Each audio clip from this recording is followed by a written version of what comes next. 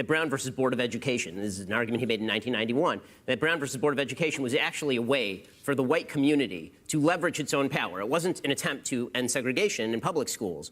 Even things that are purportedly good in terms of race, so long as they uphold these broader systems, things like capitalism or things like the meritocracy, these things are actually just guises for power. And so what that boils down to in sort of practical terms is all disparity equals discrimination. If you can see any stat where black people are underperforming white people, this means the system was set up for the benefit of white people, and that white people have a duty to tear down these systems in order to alleviate the racism that's implicit in those systems. When it comes to schools, what this tends to boil down to is kids who are white have experienced privilege because the system was built for white people, and we have to change the standards. Right. Now, okay, well, so Malcolm, you tell me your definition. Yeah, sorry, go ahead. Great definition, gives names, gives a specific example, which is one of the most famous examples, the Brown versus Board of Education. Okay, very clear in his definition. And even though he's not explicitly saying it, it's very clear what his problem with critical race theory is.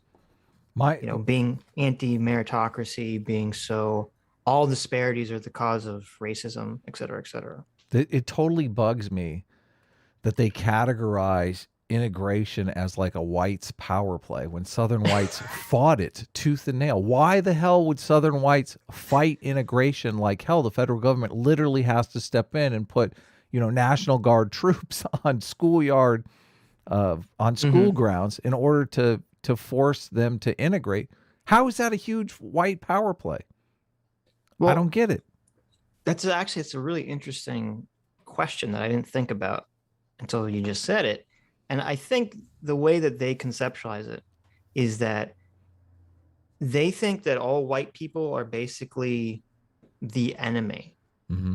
And it's funny because the guy who wrote the paper you're talking about, who was anti-integration, is a white guy. Really? Yeah, it's a white guy named Gary Peller. And there's a lot of like weird self-hating white people in this movement. And it's sort of like they conceptualize it like, well, white people are broken down into three camps. There's the few enlightened anti-racists like themselves. Mm-hmm. Okay. The elites. There's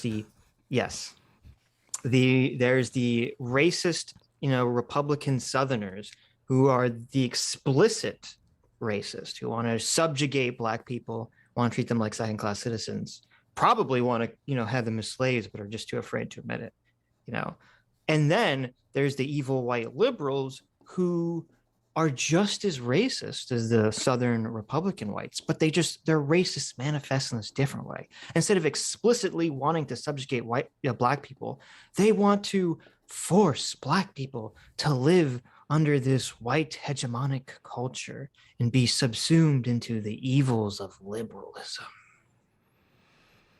Okay, interesting perspective. No, it's totally crazy. It's totally crazy. I would wager that this thought process all comes from Marxism, because, there's that Marxist idea. I forget the guy so I'm sure someone in the chat knows, who was proposing this, that, Marxists for so many years were waiting for the revolution to come. And they were saying, why aren't the workers overthrowing, the bourgeoisie and the elites and the rich? Why is the revolution ever coming? And so they started to come up with this idea that, well, it's because the rich elites control the culture and they're basically mind controlling all the workers, and that the workers have to sort of wake up from their dream, this delusion that they're operating under. And that idea is basically the same as critical race theory, except you just replace it class with race and say, oh, well, the white people are creating this society where they're tricking all the non-white people to buy into this idea of white culture. And it seems to be almost the same idea, just we're replacing race here. Yeah, it's definitely scary, the miscommunication that's going on with all of this stuff. That's the scariest part for me, is that it's just...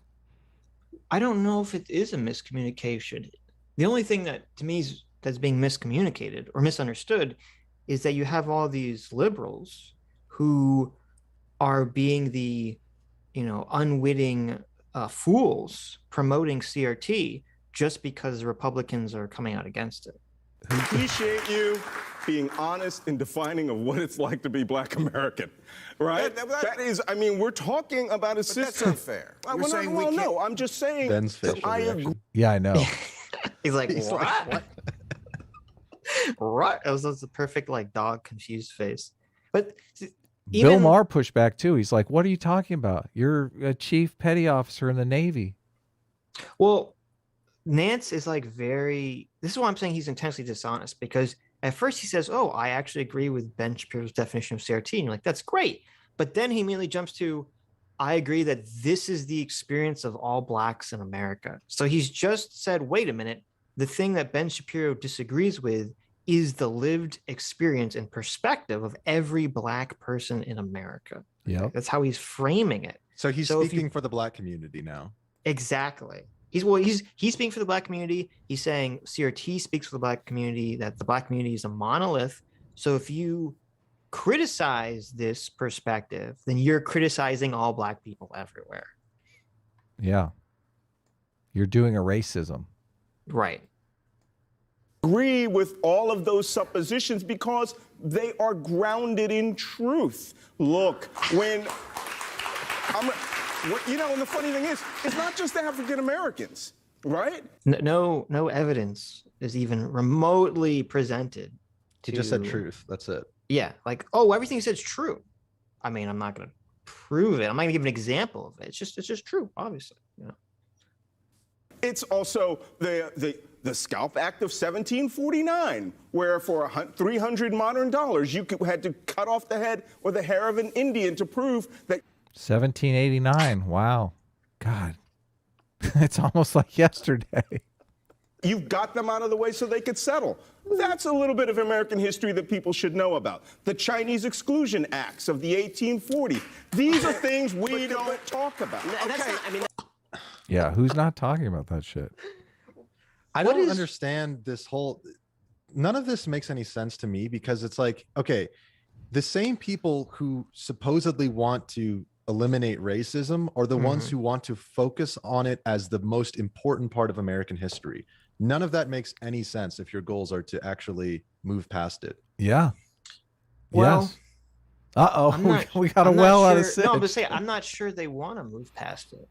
Because a lot of these people, they just want to use white guilt to accrue political power. Yeah, that's a great. So they point. have to focus on it. Yeah. They can't move past it, because as soon as they move past it, they've got nothing to run on in the next election.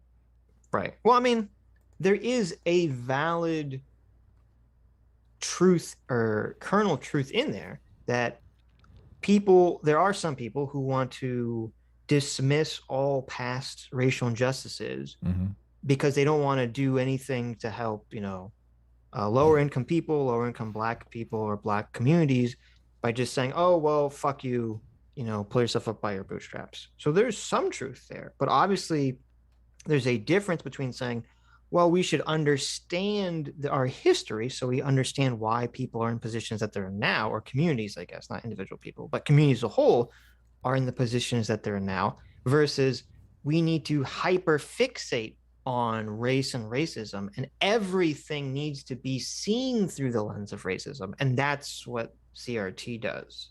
It says everything has to be through this lens of racism. Yeah. Got to wear my racism blinders. Exactly. But did you notice that? So Ben Shapiro gave a definition of critical race theory. He talked about specific examples. He gave the specific people's names involved. And Malcolm Nance's response is, well, in the 1700s, they scalped Native Americans, and then they excluded Chinese people in the 1800s. It's like, that has nothing to do with what Ben said or what was being discussed at all. Yep. Yeah. Nothing. He didn't even. Unless he's going to make an argument how those things that happened affected the institutions of today, then obviously no. Well, so because Ben was saying CRT is basically this idea that the system is inherently racist, and that there's no such thing as meritocracy, and everything's at the behest at white people, in order to screw over non-white people. Right. There's no. And then Malcolm says Right. And Malcolm says that's true. And then the examples he gives don't actually point to that being true. They're just examples. And it doesn't even make sense because the CRT argument is that there is implicit secret racism within the system that's not super apparent. And yet Malcolm's examples are super apparent, explicit examples of racism. Yeah, from 100 years ago. From over 100 years ago. Yeah, it's ridiculous. First of all, it's not true that people don't talk about these things. We all did learn about... You don't want them talked about? No, that's not true either. You want to cancel them? No, Malcolm, I'm sorry, you're lying. That's lying. Look at this fucking smugness of this asshole. You don't want him talked about ever. This is why it's triggered me so much, because Ben gave, I thought, a pretty good definition of CRT.